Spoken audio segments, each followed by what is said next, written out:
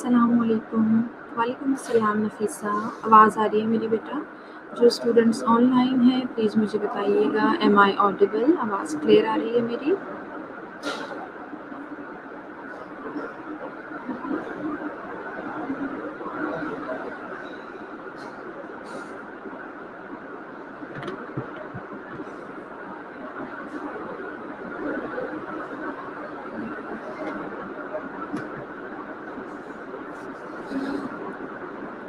Good morning Samar. Thank you Nafisa. कैसे हैं आप सब लोग? Just 7 students are here. आ जाइए जल्दी-जल्दी से कम्युनिकेट कीजिए, बाकी क्लास फेलोज़ को भी जॉइन कर लें।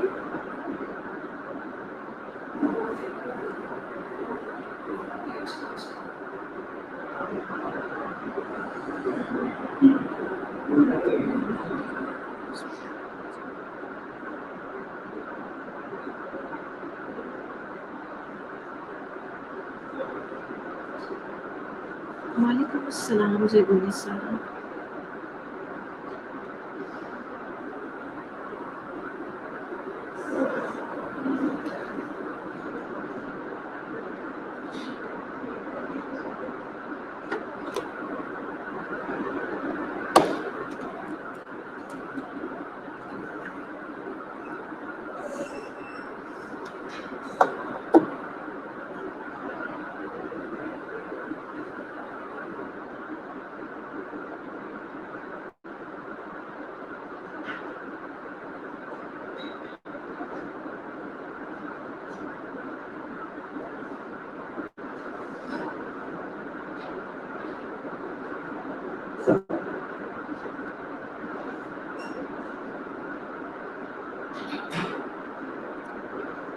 वालेकुम अस्सलाम to all of you. Nimra, Hadiqa, Amila, Mahboob Nisa. मैं ठीक हूँ समर। आप सब लोग कैसे हैं बेटा?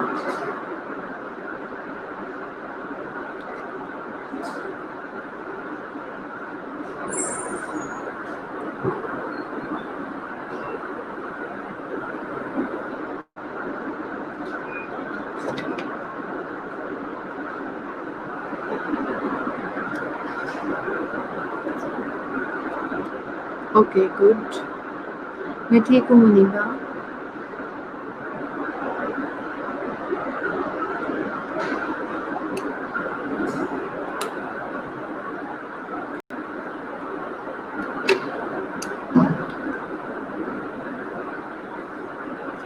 आ जाइए जल्दी-जल्दी से सब स्टूडेंट्स जॉइन कर लें ताकि हम लेक्चर स्टार्ट करें। Good morning Safia. वालेकुम अस्सलाम खानसा बीबी एंड वालेकुम अस्सलाम अमारा।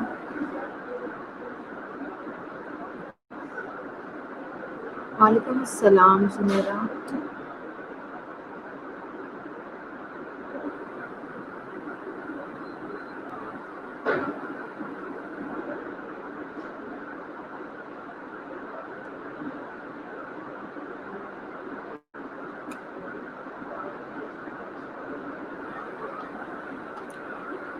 Good morning Jennifer.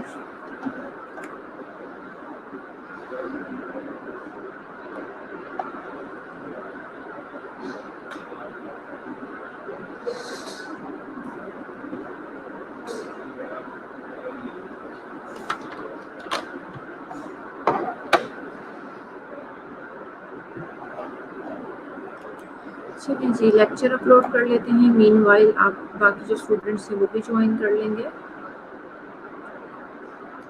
हम लेक्चर स्टार्ट करते हैं। जी तो कुछ याद है लास्ट लेक्चर में क्या पढ़ रहे थे हम?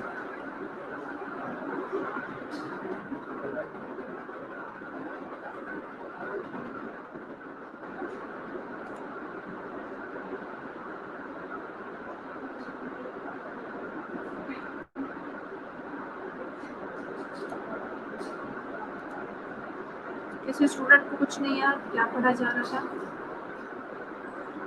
मैं ठीक हूँ जन्नत। ओके ज़ेबुन्निसा ने जवाब दिया लूज बॉडीज क्या होती हैं वो पढ़ा था। ठीक है और क्या पढ़ा?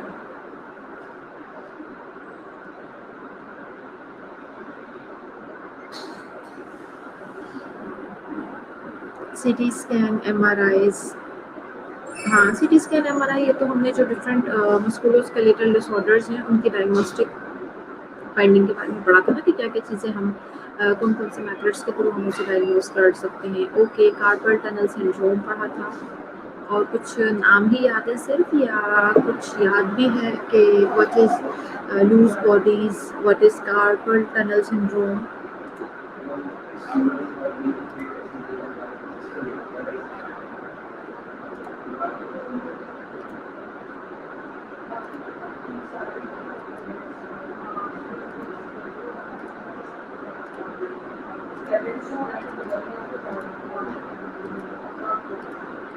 चलिए जी,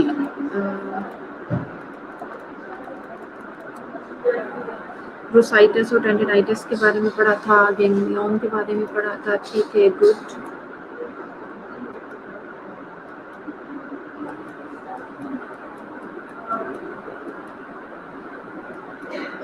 पिगमेंट सिंड्रोम भी आपको पढ़ा दिया था, कार्पल टनल सिंड्रोम भी पढ़ा दिया था, टनल साइन के बारे में बताया था आपको, गैंग्लियन भी पढ़ा दिया था। आई थिंक डुपिट्रेंस डिजीज़ नहीं पढ़ी थी हमने। हाँ जी, ये नहीं पढ़ी थी। चलिए ये स्टार्ट करते हैं। Dupuytren disease क्या होती है? Dupuytren's disease results in a slowly progressive contracture of the palmar fascia.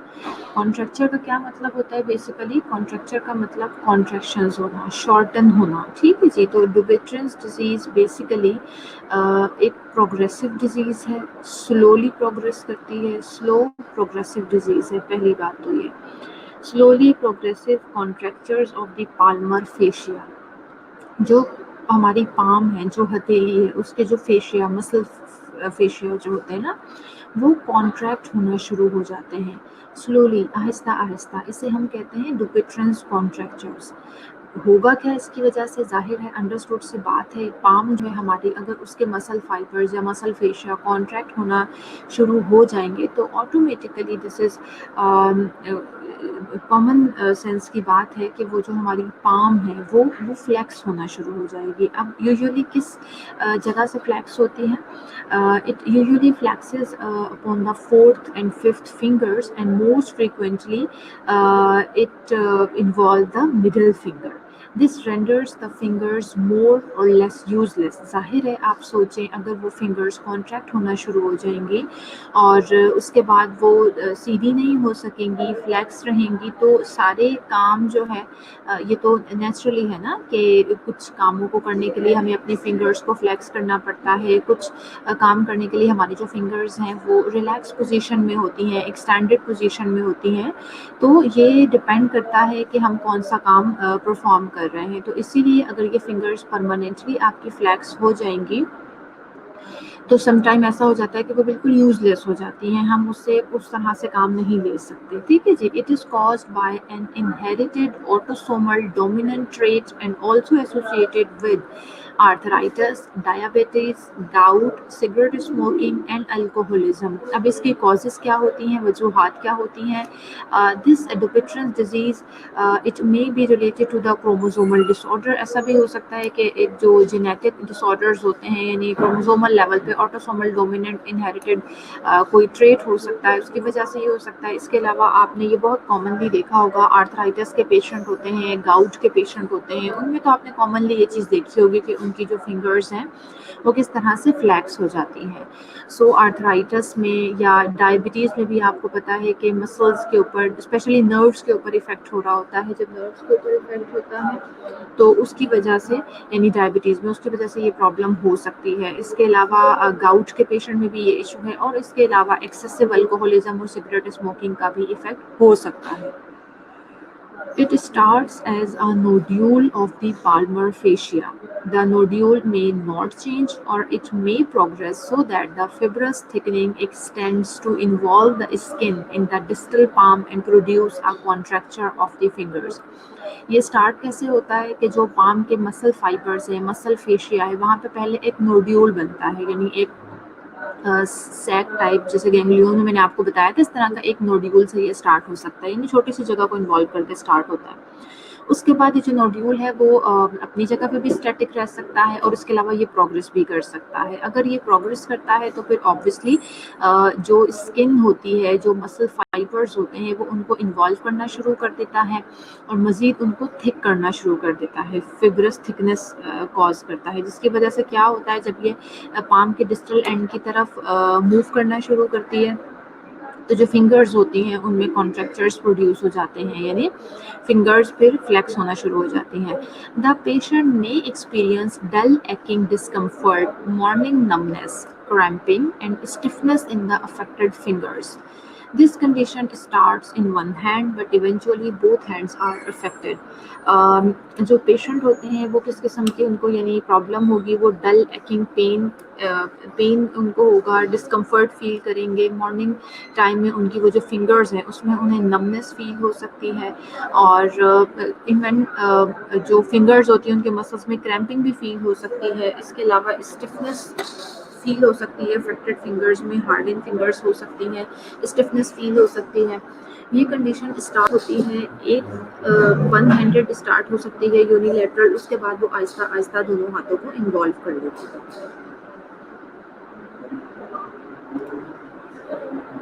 So डुपेट्रन्स disease समझ आ गई सब स्टूडेंट को? कोई क्वेरी है तो पूछ लीजिए। मतलब सिंपल ये है कि पाम के जो मसल फेशिया है वो कॉन्ट्रैक्ट होना शुरू हो जाते हैं, that condition is called Dupuytren disease.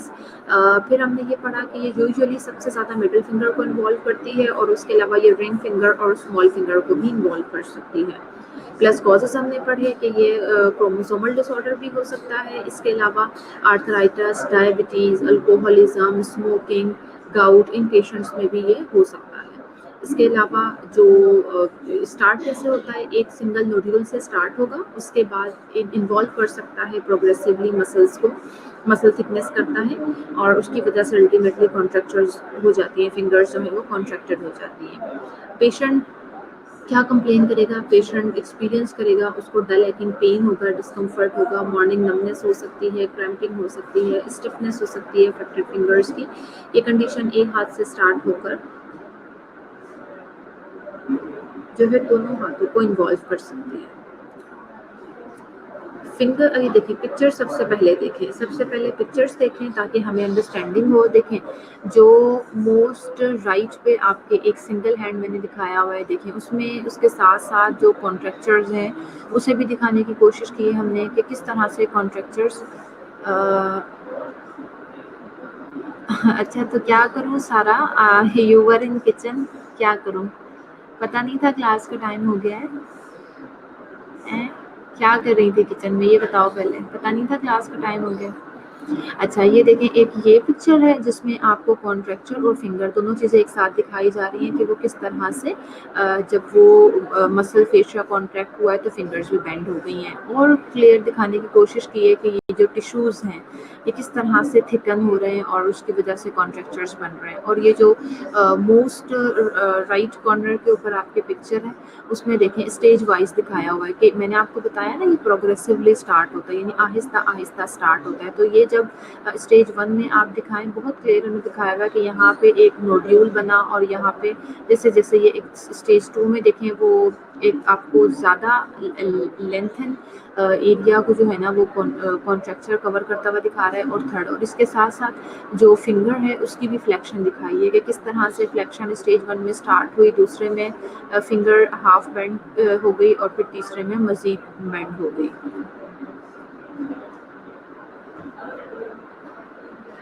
अच्छा सारा, ठीक है, तो क्या करूँ? आप क्या चाह रहे हो, रिपीट कर दूँ दोबारा? आपने बिल्कुल नहीं कुछ सुना, रिपीट कर दूँ ये कह रहे हो? अच्छा जी, फिंगर स्ट्रेचिंग है, ये तो मैंने आपको पिक्चर से समझाया, क्लियर हो गया है, पिक्चर से समझ आया आपको कि बेसिकली डुपेट्रन्स डिजीज़ जो है या डुपेट्रन्स कॉन्ट्रैक्चर्स जो हैं वो होते क्या हैं, क्लियर हुआ है पिक्चर से? फिंगर स्ट्रेचिंग एक्सरसाइजेस और इंट्रानोड्यूलर इंजेक्शन ऑफ कॉर्टिकोस्टेरॉइड में प्रिवेंट कॉन्ट्रैक्चर्स। अच्छा सारा, चलिए हमने स्टार्ट ही किया था, मैं दोबारा रिपीट कर देती हूँ। देखिए हमने डुपिट्रन्स डिजीज़, आज हमारा नेक्स्ट जो एक टॉपिक है वो हमने स्टार्ट किया है। मैंने ये पढ़ाया है कि डुपिट्रन डिजीज़ जो है वो एक तो सबसे पहले स्लोली प्रोग्रेस होने वाली डिजीज़ है। डुपिट्रन डिजीज़ में होता क्या है बेसिकली कि जो आपके पाम होती है, जो आपकी हथेली होती है, उसके जो मसल फाइबर्स हैं ना, जिसको हम पाल्मर फेशिया कहते हैं, वो कॉन्ट्रैक्ट हो जाते हैं। ठीक है जी, कॉन्ट्रैक्ट हो जाते हैं, उसे हम डुपिट्रन्स कॉन्ट्रैक्चर्स कहते हैं। जब वो कॉन्ट्रैक्ट होते हैं तो उसकी वजह से हमारी जो फिंगर्स हैं, जिसमें सबसे ज़्यादा कॉमनली आपकी मिडल फिंगर इन्वॉल्व होती है, लेकिन आपकी फोर्थ और फिफ्थ फिंगर भी इन्वॉल्व हो सकती है, तो वो फ्लेक्स हो जाती हैं, मुड़ जाती हैं। ठीक है जी, जब वो फ्लेक्स पोजीशन में हो जाती हैं तो इसी चीज़ होता क्या है बेसिकली, आपके मसल फाइबर्स कॉन्ट्रैक्ट हो जाते हैं ना, फेशिया कॉन्ट्रैक्ट हो जाते हैं, उसकी वजह से वो अपने साथ फिंगर्स को भी मोड़ लेते हैं। और ऑब्वियसली हमें ये अल्लाह ताला ने, हमारा वो कुदरती निज़ाम है कि कुछ काम करने के लिए हमें फिंगर को बेंड करना पड़ता है, कुछ के लिए हमें एक्सटेंड करना पड़ता है, लेकिन अगर वो इस तरह से परमानेंटली फ्लेक्स हो जाएंगी तो वो ऑब्वियसली यूजलेस हो सकती हैं। फिर मैंने आपको इसके कॉजेज़ बताए थे कि ये क्रोमोसोमल डिसऑर्डर भी हो सकता है। इसके अलावा इस आर्थराइटिस के पेशेंट में ये डुपिट्रन्स कॉन्ट्रैक्चर्स बन सकते हैं। गाउट के पेशेंट में आपने देखा भी होगा, आर्थराइटिस और गाउट के पेशेंट्स की फिंगर्स आपने देखी होंगी कि वो किस तरह से परमानेंटली बेंड हो जाती हैं। सिगरेट स्मोकिंग और अल्कोहलिज्म की वजह से भी हो सकता है। डायबिटीज़ में चूंकि नर्व्स, अगर डायबिटीज़ की कॉम्प्लिकेशन की तरफ जाएं तो वो न्यूरोपैथी हो जाती है, उसकी वजह से भी डायबिटिक पेशेंट्स में भी ये प्रॉब्लम हो सकती है।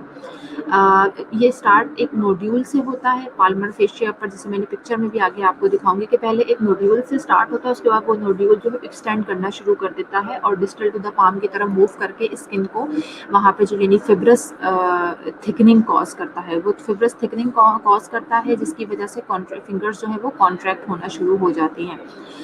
कंप्लेन क्या होगी पेशेंट को, पेशेंट को पेन होगा, डिस्कम्फर्ट होगा, मॉर्निंग नमनेस, यानी स्पेशली मॉर्निंग टाइम पे उसको उन फिंगर्स में, उन दो तीन फिंगर्स में नमनेस फील हो सकती है, उन फिंगर्स के मसल्स में क्रैम्प्स हो सकते हैं, उन फिंगर्स में स्टिफनेस फील हो सकती है, और ये कंडीशन एक हाथ से शुरू होकर दोनों हाथों को इन्वॉल्व कर सकती है। ठीक है, सारा अब क्लियर हो गया बेटा आपको भी। तो इसका सोल्यूशन क्या है? सोल्यूशन यही है कि फिंगर स्ट्रेचिंग एक्सरसाइजेज हम पेशेंट को कहते हैं कि वो परफॉर्म करें, या फिर जो वो नोड्यूल बना था उसके अंदर कॉर्टिकोस्टेरॉइड के इंजेक्शन जो है वो हम इंजेक्ट करते हैं, ताकि अभी एक नोड्यूल बना है ये फर्दर प्रोग्रेस ना करे और हमारी फिंगर्स को कॉन्ट्रैक्ट होने से बचाने के लिए, यानी वो कॉन्ट्रैक्चर्स ना बनाए, इस चीज़ के लिए हम ये इंजेक्ट करते हैं। With contracture development, palmar and distal fasciotomies are performed to improve function. Finger exercises are begun on post-operatively day 1 or 2. लेकिन अगर contractures develop हो चुके हैं, बहुत ज़्यादा extend कर चुकी है जो disease है, problem है, तो उसमें फिर बेटा यही हमारे पास एक solution होता है कि वो जो fascias होते हैं उन्हें हम cut करते हैं, क्योंकि उनमें बहुत ज़्यादा thickening हो गई होती है। उन fascias को fasciotomies की जाती हैं, उसकी जो, जिस तरह से मैंने आपको compartment syndrome में बताया था ना, इसी तरह से इनका भी थोड़ा कटिंग करके प्रेशर रिलीज किया जाता है और फिर पेशेंट को पोस्ट ऑपरेटिवली जो है फिंगर एक्सरसाइजेस परफॉर्म करवाई जाती हैं। ठीक है जी।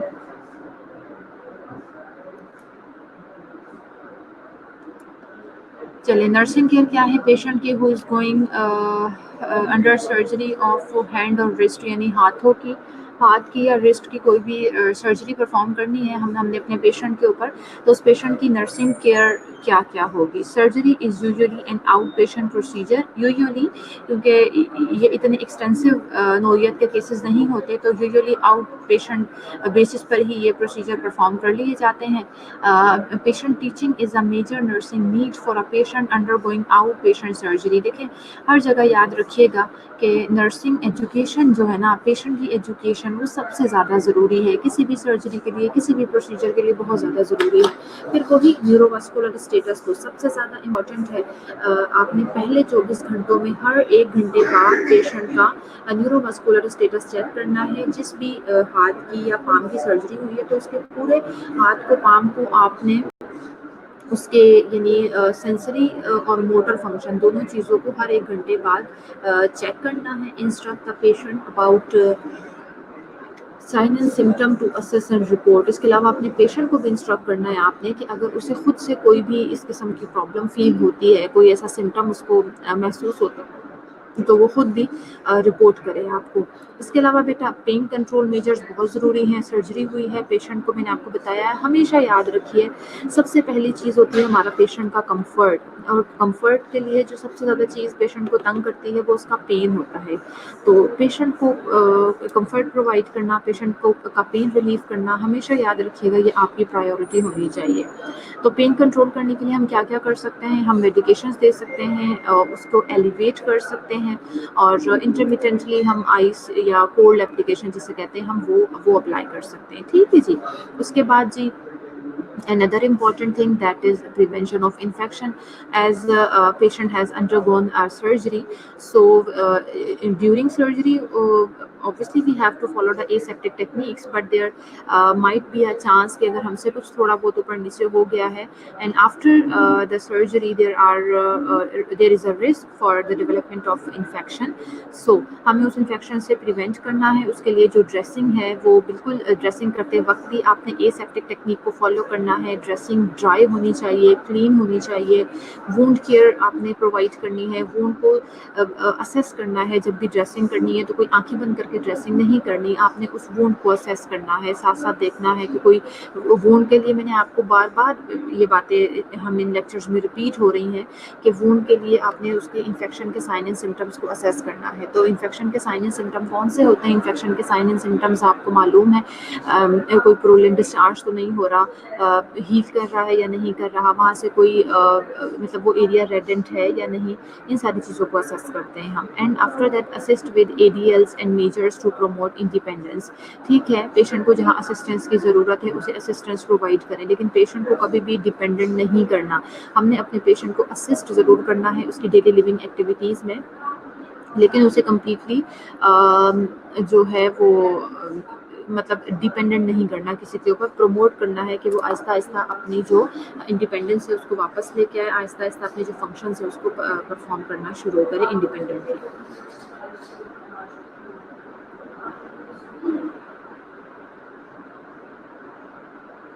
चलिए जी, ये तो हमने कॉमन कंडीशंस डिस्कस की, जो आर्म सॉरी जो आपके यानी रिस्ट से या हैंड से रिलेटेड चीज़ें थी, आपके आर्म से रिलेटेड चीज़ें थी, उन्हें हमने डिस्कस किया। फिर हमने वन बाय वन उन्हें डिस्कस करके उनकी ओवरऑल नर्सिंग मैनेजमेंट को भी हमने पढ़ लिया।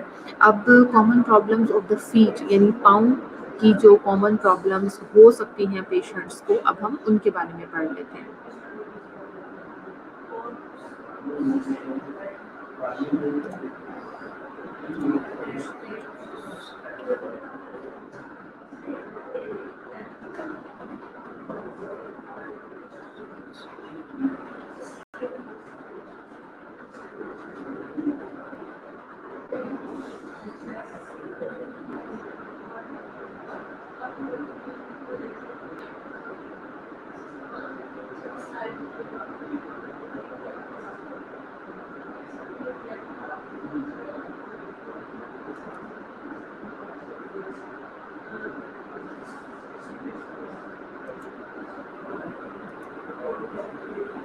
चलिए जी, सबसे पहले आ जाता है प्लांटर फिशाइटिस।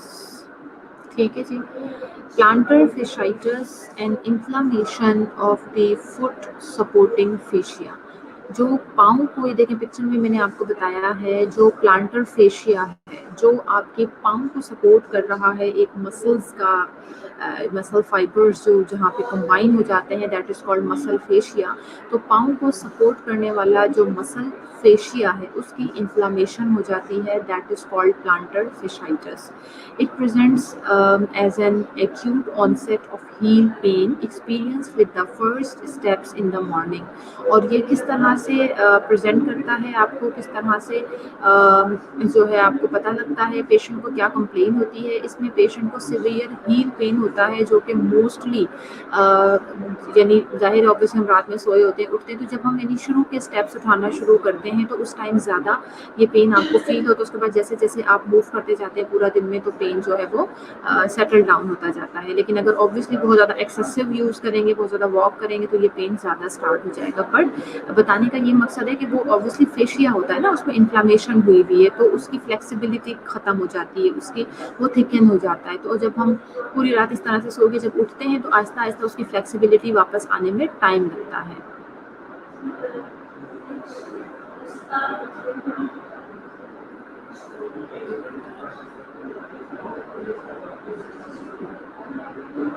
जेनिफर अशर, आपका क्वेश्चन मैंने आपको यही बताया कि जो कॉर्टिकोस्टेरॉइड के इंजेक्शंस होते हैं ये इनिशियल स्टेज पे लगाए जाते हैं। यानी देखिए बिल्कुल जॉइंट होने की जो स्टेज है वो तो तकरीबन थर्ड फोर्थ स्टेज आ जाती है इसकी। वहाँ तक जब बात बाद में पहुँचती है उससे पहले ज़ाहिर है पेशेंट की जो एक्टिविटीज़ हैं वो भी बहुत ज़्यादा कॉम्प्रोमाइज़ हो रही होती हैं और पेशेंट जो है वो पेन की कंप्लेन भी कर रहा होता है। तो इसलिए इनिशियल स्टेज के ऊपर ही पेशेंट जो है वो डॉक्टर को कंसल्ट कर लेते हैं। तो ऐसी सिचुएशन में हम कॉर्टिकोस्टेरॉइड इंजेक्ट कर देते हैं, लेकिन अगर बहुत ज़्यादा एडवांस स्टेज हो जाए तो फिर corticosteroid is not the solution, फिर हमें फेशियोटोमी परफॉर्म करनी पड़ती है। ठीक है जी। ओके, प्लांटर fasciitis हम पढ़ रहे थे कि जो पाँव के हमारे फेशियाँ हैं जो हमारे पाँव को सपोर्ट कर रहे हैं उसकी इन्फ्लामेशन को सिंपल प्लांटर fasciitis कहते हैं। पेशेंट को जो है हील पेन जो है दैट इज़ द मैनिफेस्टेशन, और फर्स्ट स्टेप्स जो होते हैं हमारे उसमें ये ज़्यादा पेन होता है। The pain is localized to the anterior medial aspect of the heel. अब हील में भी किस जगह पे पेन ज़्यादा होता है? पेन लोकलाइज्ड होता है, एक तो मीडियल साइड पे होता है यानी हील के कंपैरेटिवली मीडियल साइड पे, और एंटीरियर आगे की तरफ यानी ना एंटीरियर मीडियल साइड जो आपकी हील की बनती है, जैसे पिक्चर में भी दिखाया हुआ है, इस साइड पे पेन होता है and diminishes with gentle stretching of the foot and Achilles tendon. वही आपको मैंने अभी जो बताया था कि ये फिर आहिस्ता आहिस्ता जब हमारे एचिलस टेंडन ये होता है बेटा, ये जो पीछे हील के ऊपर की तरफ आप जाए ना, हील से आप लेग की तरफ जाएं तो ये जो बैक साइड होती है एंकल की, यानी आपके बोन की एंकल की बैक साइड जो होती है, यहाँ पे आपका एचिलस टेंडन होता है। तो जब पाँव स्ट्रेच होना शुरू होता है, हम चलना शुरू करते हैं, पाँव स्ट्रेच होता है, उसके साथ हमारा जो एचिलस टेंडन जुड़ा हुआ है वो स्ट्रेच होता है, तो उसके बाद इसकी वजह से आहिस्ता आहिस्ता ये पेन ख़त्म होना शुरू हो जाता है। मैनेजमेंट इसकी क्या है? मैनेजमेंट इसकी यही है कि स्ट्रेचिंग एक्सरसाइजेस पेशेंट को बताई जाती है। जब वो स्ट्रेच रिलैक्स करना शुरू करेगा तो उसकी वजह से ये जो इसकी प्रॉब्लम है, ज़ाहिर है बेसिकली प्रॉब्लम तो यही है ना कि मसल फेशिया में इन्फ्लेमेशन होने की वजह से वो थिकन हो जाता है, उसकी फ्लेक्सिबिलिटी ख़त्म हो जाती है। तो जब हम स्ट्रेचिंग एक्सरसाइजेस करना शुरू करते हैं तो उसकी फ्लेक्सिबिलिटी वापस आ जाती है। और शूज़ इसके लिए थोड़ा सा पेशेंट को सपोर्ट वाले शूज़ इस्तेमाल करने होंगे, यानी ऐसे शूज़ इस्तेमाल करने होंगे जिसमें जो आपका पाँव है डायरेक्टली ज़मीन को टच ना करे, यानी पुशिंग सपोर्ट होनी चाहिए उस शूज़ के अंदर, स्पेशली हील को वो सपोर्ट करे। जैसे सिलिकॉन पैड्स आते हैं उसके लिए वो इस्तेमाल करते हैं, इससे पेन रिलीफ होता है। जैसे मैंने कहा ना ऑर्थोपेडिक डिवाइसेस, हील कप्स होते हैं। और इसके अलावा वही कॉर्टिकोस्टेरॉइड इंजेक्शंस, क्योंकि इन्फ्लेमेशन है ज़ाहिर है तो कॉर्टिकोस्टेरॉइड इंजेक्शन दिए जाते हैं। Unresolved plantar fasciitis may progress to facial tear at the heel and eventual development of heel spurs। अगर ये जो plantar fasciitis है इसको unresolved छोड़ दिया जाए, ये मज़ीद प्रोग्रेस करता रहे, इसको रिजॉल्व ना किया जाए तो फेशियल टीयर्स, वो जो पूरा मसल्स का फेशिया है उसमें टीयर्स आ सकते हैं, वो डैमेज हो सकता है और इवेंचुअली हील स्पर्स जो है वो डेवलप हो सकते हैं।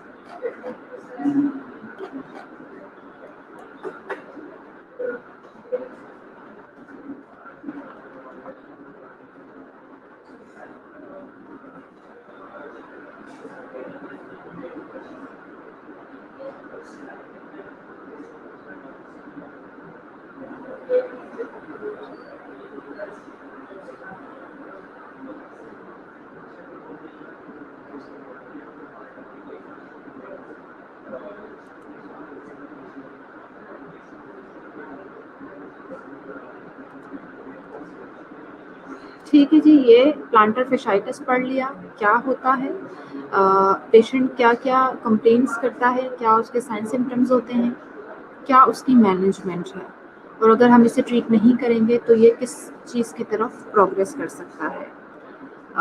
फेशियल टीयर्स और हील स्पर्स, ये 2 चीज़ें बन सकती हैं पेशेंट्स को। कोई क्वेरी है यहाँ तक?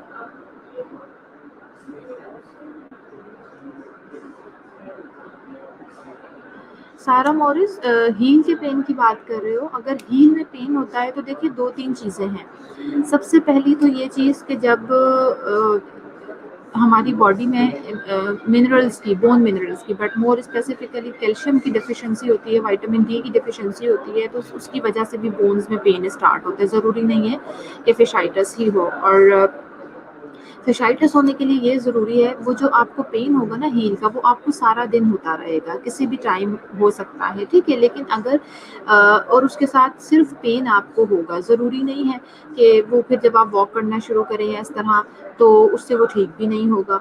और आपको यानी चलते हुए एक, यानी जब आपका पाँव स्ट्रेच होता है तो उसकी वजह से पेन नहीं होगा, ठीक है जी। ये सारी चीज़ें प्लांटर फिशाइटिस की निशानियां हैं। लेकिन जो पेशेंट यानी जिनको सिर्फ बोन्स, आप कह रहे हो ना पेन हो रहा है, तो वो कैल्शियम या मिनरल्स की डेफिशिएंसी की वजह से मोस्ट कॉमन जो हमारा कॉज है वो यही है कि वो बोन्स में पेन होता है। वो हर वक्त होता है, तो उसका रीज़न होता है कि आप ज़रूरी है अपनी फूड में जो है कैल्शियम का इंटेक शुरू करें। अगर ऑब्वियसली अनलकीली हमारे पास न्यूट्रिशन में कुछ भी मौजूद नहीं है, स्पेशली अगर हम मिल्क की बात करें, ज़ाहिर है milk is the only very good source of, not I should say only, but that is a good source of calcium, but unfortunately milk ना तो मिल्क होता है, तो इसलिए उसमें कैल्शियम भी कहाँ से होगा ना। तो उसकी वजह से हम जो है, फिर सेकेंड ऑप्शन यही है कि मैं प्रिस्क्राइब ज़रूर करूँगी कि जो कैल्शियम की डेफिशिएंसीज हैं वो फिर सप्लीमेंट से पूरी की जाए। इस चीज़ का ख्याल रखना बहुत ज़रूरी है। हमारी कंट्री में ज़ाहिर है हमारी न्यूट्रिशन का बिल्कुल कोई हाल नहीं है, और जहाँ अगर कुछ चीज़ें अवेलेबल भी हैं तो मिल्क की तरफ तो स्पेशली हमारी यंग जनरेशन, आप जैसे बच्चे बिल्कुल भी देखना भी पसंद नहीं करते। तो ये चीज़ें आगे जाके बहुत ज़्यादा प्रॉब्लम क्रिएट करती हैं। तो ज़रूरी है कि आप अपनी बेहतर होता है कि एक कैल्शियम का टेस्ट करवा लें, सीरम कैल्शियम लेवल, बल्कि उससे ज़्यादा मोस्ट बेनिफिशिएंट ये रहता है हमारे लिए कि हम बोन की डेंसिटी चेक करवाएं, क्योंकि समटाइम ये होता है कि कैल्शियम का हमारी बॉडी में तो ब्लड में लेवल ठीक होता है, लेकिन बोन्स के अंदर वो डिपॉजिट नहीं हो रहा होता due to the deficiency of vitamin D3। So अगर हमारे लिए पॉसिबल है तो हम बोन डेंसिटी टेस्ट करवा लें, ताकि उससे हमें ये पता लग जाएगा कि हमारी बोन्स के अंदर मिनरल्स और कैल्शियम की कितनी डेफिशिएंसी है। उसके अकॉर्डिंगली फिर हम अपनी डाइट में डॉक्टर से प्रिस्क्राइब करवा के उसे सप्लीमेंट्स यूज़ कर सकते हैं। हाँ, समर फ्लेवर मिल्क पिया जाता है, बट बेटा फ्लेवर मिल्क में भी वही मैंने आपसे कहा ना कि अनफॉर्चुनेटली हमारी डाइट न्यूट्रिशन ऐसी है ही नहीं। अब देखिए फ्लेवर्ड मिल्क जो है वो भी ऑब्वियसली डिफरेंट कंपनीज के आते हैं। अब उसमें व्हाट इज़ द श्योरिटी कि वो मिल्क है भी। तो मैं तो जो जिस किस्म के आजकल सिचुएशंस हैं, मैं तो यही खुद भी प्रेफर करती हूँ और दूसरों को भी प्रिस्क्राइब यही करती हूँ कि जस्ट लीव द मिल्क। जो आपके फोर्टिफाइड प्रोडक्ट्स होते हैं एटलीस्ट वो यूज़ कर लें। उस पर क्लियरली लिखा हुआ तो होता है ना कि कौन कौन सी चीज़ें इसके अंदर मौजूद हैं और आप क्या ले रहे हैं। जी सना, फोलिक एसिड वाली टैबलेट में नहीं, फोलिक एसिड वाली टैबलेट में कैल्शियम नहीं होता, उसमें फोलिक एसिड ही होता है, ठीक है जी, कैल्शियम नहीं होता उसमें। अगर कोई ऐसा सप्लीमेंट हो तो मैं कुछ कह नहीं सकती, बट ऑब्वियसली आपका जो भी आप चीज़ खरीदते हैं आपको नहीं इस तरह, वैसे तो खैर टैबलेट के ऊपर लिखा होता है सारे कंटेंट, उसमें क्या क्या चीज़ें मौजूद हैं। नहीं आपको समझ आता, आप टैबलेट का नाम गूगल पे डालें, उसकी पूरी जो डिस्क्रिप्शन है वो ओपन हो जाती है, आप उसमें देख लें। लेकिन यूजुअली ऐसा नहीं होता। कैल्शियम के लिए जो है वो अलग से ही कैल्शियम के साथ विटामिन D3, और जैसे CSE की एग्जांपल है उसमें आपको पता है कैल्शियम होता है, विटामिन C होता है, विटामिन D होता है। यहाँ सारा ने यही बताया कैल्शियम एग्जैक्टली, तो इसमें ये तीनों चीज़ें मौजूद होती हैं। आप बेस्ट है आप वो लेना शुरू कर दें या फोर्टिफाइड मिल्क लेना शुरू कर दें। फोर्टिफाइड जो मिल्क होते हैं उसमें विटामिन D3 और उसके साथ कैल्शियम और भी कुछ मिनरल उसके अंदर मौजूद होते हैं, ठीक है जी। चलिए नेक्स्ट आ जाता है corn. A corn is an area of hyperkeratosis. Hyperkeratosis क्या होती है? Overgrowth of a horny layer of epidermis. Dermis के बाद epidermis, ठीक है, स्किन की लेयर्स होती है ना, वो आपको पता है। So ये जो आपकी epidermis होती है ना, उसकी overgrowth हो जाती है। लेकिन overgrowth ऐसी नहीं होती कि सिर्फ स्किन overgrowth हो जाएगी, नहीं, उसकी horny layer, horny लेयर इसे क्यों कहा जाता है? एपिडर्मिस की जो कह रहे हैं कि horny लेयर होती है, एक तो उसका ये रीजन है।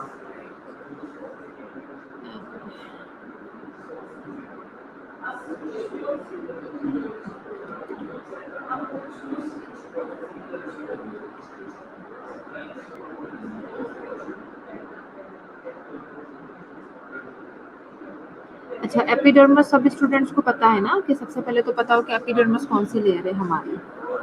अच्छा, नर्सिस कुछ कहना चाह रही है मैम। वॉट भी, हाँ वॉट्स भी बनते हैं बिल्कुल नर्सिस, और वो बहुत ज़्यादा पेनफुल होते हैं। एपिडर्मस आप सबको पता है स्किन की आउटर लेयर होती है, उसकी ओवर ग्रोथ हो जाती है। उसको हम बता रहे थे कि हॉर्नी लेयर इसलिए कहते हैं कि बेटा वो बहुत ज़्यादा, वो जो उसकी स्किन की ओवर ग्रोथ होती है ना, वो बहुत ज़्यादा पेनफुल होती है। और पेनफुल भी इस किस्म की होती है कि जैसे बिल्कुल हॉर्न्स थॉर्न्स की तरह, यानी जैसे वो चुभता है।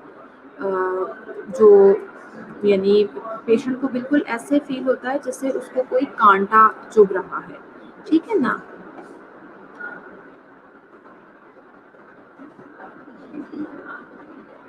इसलिए ऐसे कहते हैं कि हॉर्नी लेयर।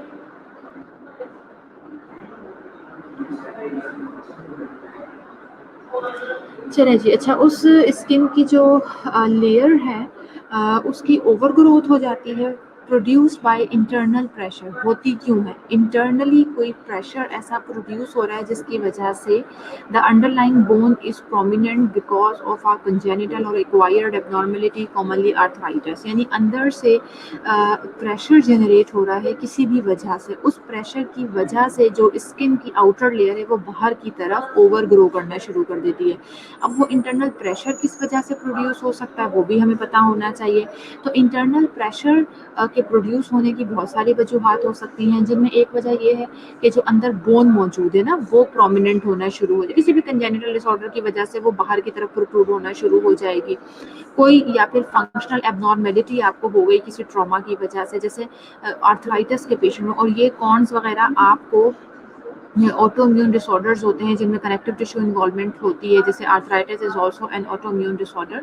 सो इस तरह की सिचुएशंस में आपको, इस तरह के पेशेंट्स में आपको कॉर्न्स की डेवलपमेंट मिलेगी। सो बेसिकली कॉर्न है क्या? कॉर्न आपकी जो एपिडर्मस लेयर है उसकी ओवर ग्रोथ को कहा जाता है। हाइपर केराटोसिस इसका जो है, अगर हम नेम ऑफिशियली इसकी हम बात करें, साइंटिफिक उसका नेम, वो दैट इज हाइपर केराटोसिस। और बेसिकली है क्या? एपिडर्मस लेयर की ओवर ग्रोथ है। ओवर ग्रोथ हो क्यों रही है? उसकी वजह ये है कि स्किन के नीचे जो है उसको प्रेशर फील हो रहा है। स्किन को इंटरनली किसी चीज़ से उसे प्रेशर फील हो रहा है स्किन को। अब वो प्रेशर किस वजह से हो सकता है? वो आर्थराइटिस के पेशेंट में हो सकता है, किसी कंजेनिटल डिसऑर्डर की वजह से हो सकता है, या फिर एक्सटर्नल प्रेशर भी हो सकता है, जैसे इल फिटिंग शूज़। हम जो बहुत ज़्यादा अजीब अजीब किस्म के शूज़ आ जाते हैं ना, बड़े इल फिटिंग, और वो आगे से टो बहुत, आप देखिए हमारा पाँव अल्लाह ताला ने किस शेप में बनाया है और हम किस किस्म के शूज़ पहन रहे होते हैं। तो इल फिटिंग शूज़ की वजह से एक्सटर्नल प्रेशर, यानी इंटरनल प्रेशर भी हो सकता है, एक्सटर्नल प्रेशर भी हो सकता है।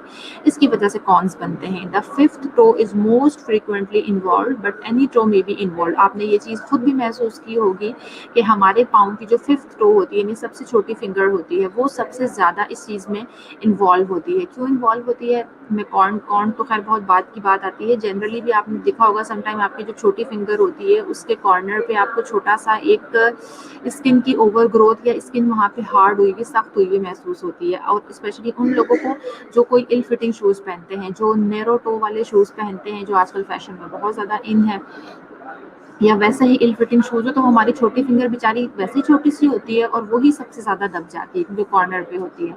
सो उसकी वजह से जो है वो कॉर्न डेवलप होते हैं। Corn are treated by podiatrist by soaking and scraping off the horny layer, by application of a protective shield or pad, or by surgical modification of the underlying offending osseous structure. Soft corns are located between the toes and are kept soft by moisture. अब ये जो corns होते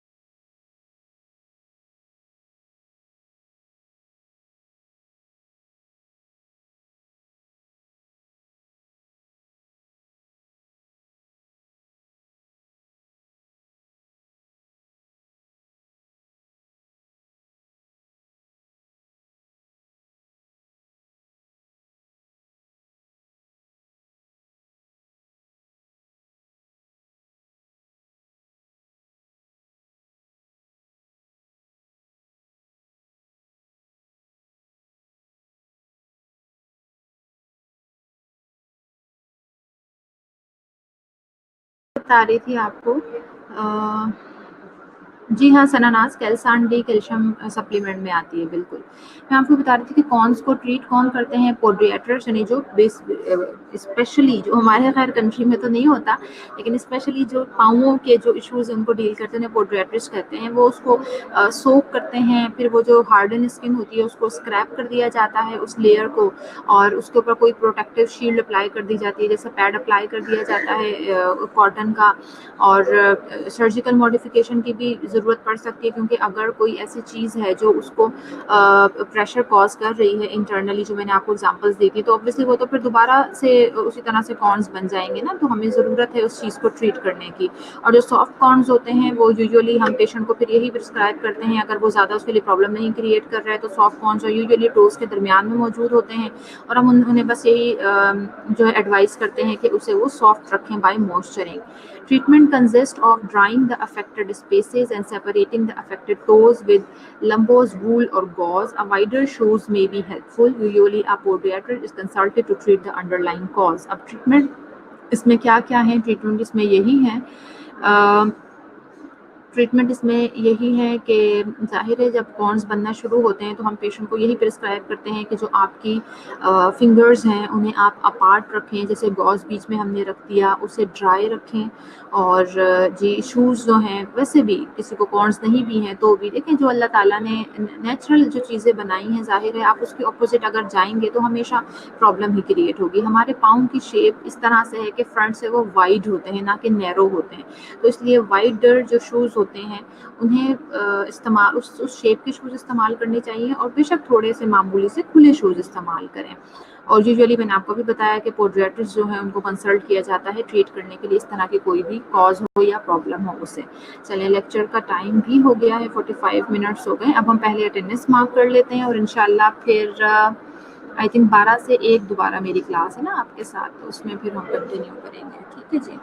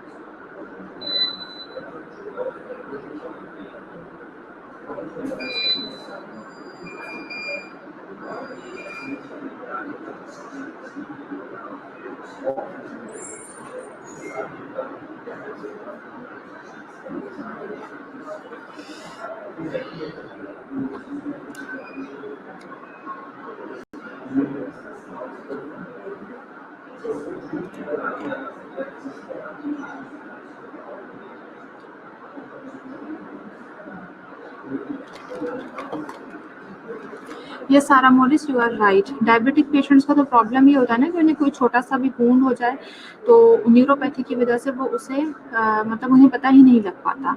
कि उन्हें कोई wound हो गया है, तो इस वजह से ज़्यादा प्रोग्रेस कर जाती है उनकी जो डिज़ीज़ है, बिल्कुल ऐसा है। अच्छा अटेंडेंस करें।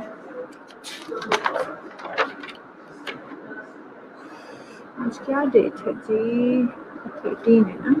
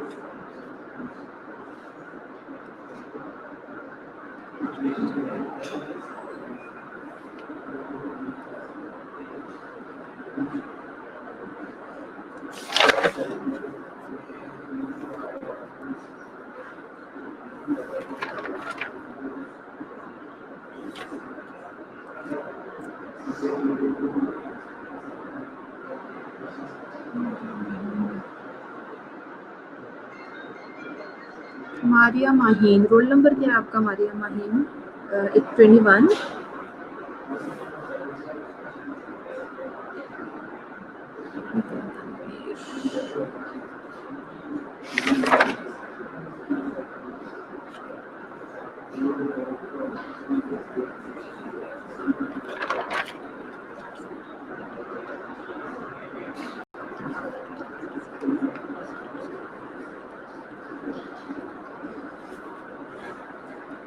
ओके जी, स्टूडेंट की कोई क्वेरी है बेटा तो पूछ ले। अटेंडेंस आपकी हो गई है, अगर कोई क्वेरी है तो मुझसे पूछ लीजिए। कोई क्वेरी है किसी की?